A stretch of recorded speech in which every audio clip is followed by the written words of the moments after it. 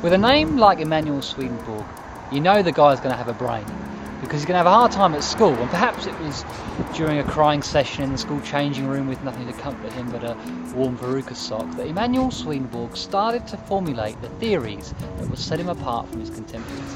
Although he lived in Wellclose Square in London's East End, Emanuel Swedenborg was born in Sweden in 1688.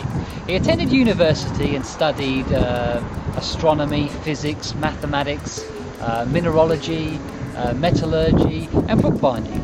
He was a bit of a nerd. But on graduating, he designed steam engines, submarines, aeroplanes, air guns, and this was all in the early 1700s. He also formulated the theory that atoms could be broken down into smaller fragments, and this was a theory that went unproved for another 200 years. This guy was way ahead of everyone, including Benjamin Franklin.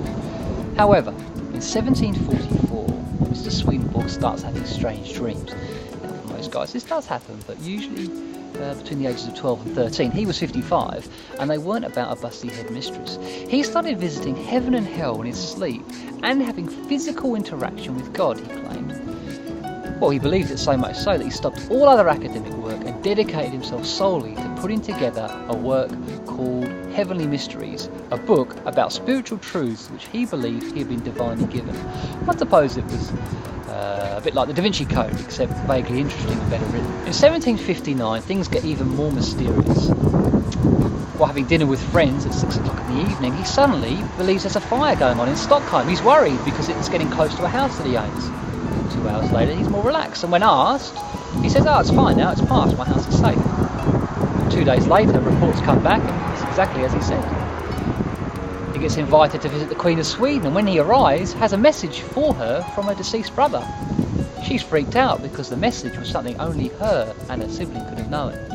Now, these stories do sound similar to the Kabbalists of the East End, 𝐒𝐄𝐚, and as it happens, Mr Swedenborg and 𝐒𝐄𝐚 were neighbours and used to discuss great mysteries in fine detail. On the 29th of March 1772, Emanuel Swedenborg died on exactly the day he had predicted several years earlier.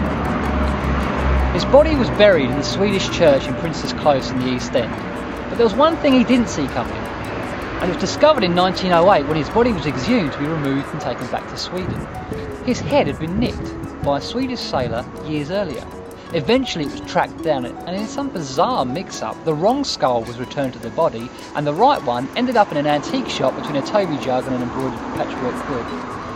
Eventually, though, his skull was discovered and went on auction at Sotheby's in 1978. It went for $2,500. That's an expensive doorstop.